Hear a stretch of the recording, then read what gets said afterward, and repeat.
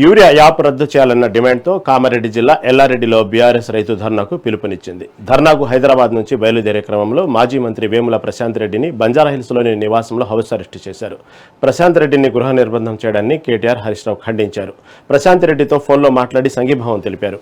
రైతుల తరపున ప్రశ్నించే నాయకులను అణిచివేయాలని ప్రభుత్వం ప్రయత్నించడం దుర్మార్గమని మండిపడ్డారు. ప్రభుత్వం నిరంకుశ విధానాలతో ప్రతిపక్షాల గొంతు నొక్కాలని చూడడం అత్యంత అవివేకమని హరీష్ ఎక్స్ వేదికగా ట్వీట్ చేశారు. ఆర్డర్ చూపిమనబ్బా నేను గవర్నమెంట్ పని చేసినమ్మా. ఎవరు మీరు చెప్పండి, నేనెందుకు చెప్పాలి? గుడ్ మార్నింగ్, బాగున్నా. ఏందమ్మా ఇది? ఇక కామారెడ్డి దగ్గర జరిగేదాన్ని గీడారా చేసుడేందా?